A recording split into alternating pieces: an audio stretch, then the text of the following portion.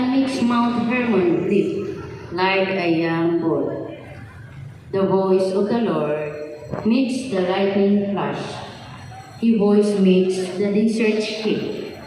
He shakes the desert of Kadesh. National Bible Month. The Lord's voice shakes the oaks and strips the leaves from the trees, while everyone in his temple shout, "Glory to God."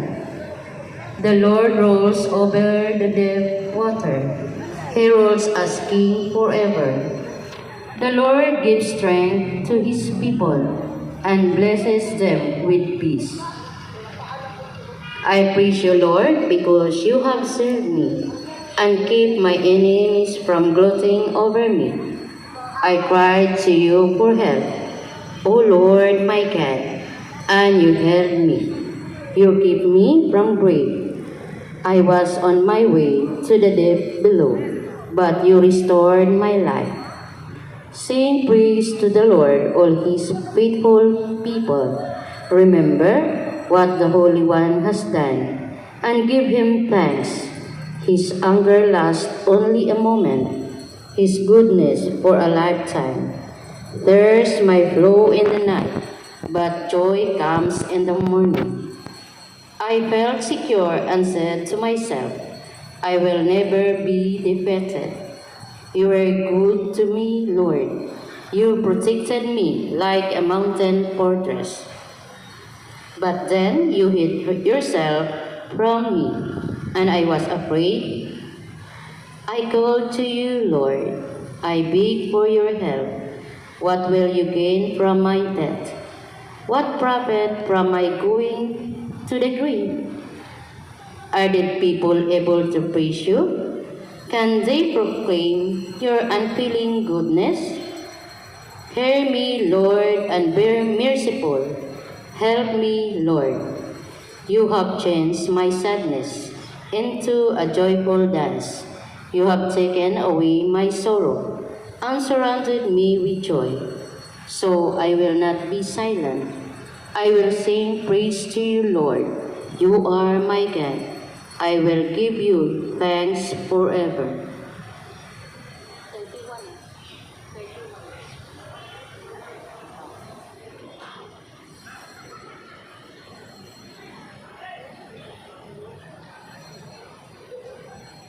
National Bible Month.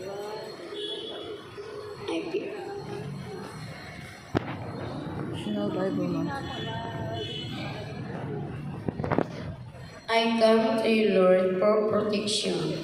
Never let me be defeated. You are a righteous God. Save me, I pray. Hear me. Save me now. Be my refuge to protect me, my defense to save me.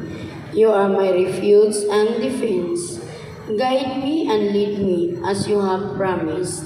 Keep me safe from the trap that has been set for me. Shelter me from danger. I place myself in your care. You will save me, Lord. You are faithful God.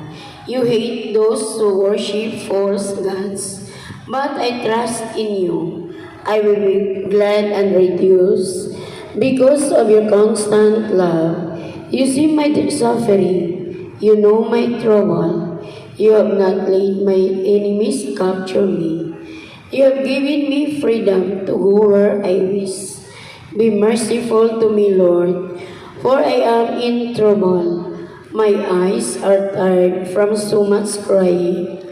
I am completely worn out. I am exhausted by sorrow, and weeping has shortened my life. I am weak from all my troubles. Even my bones are wasting away. All my enemies, and especially my neighbors, treat me with contempt. Those who have known me are afraid of me. When they see me in the street, they run away.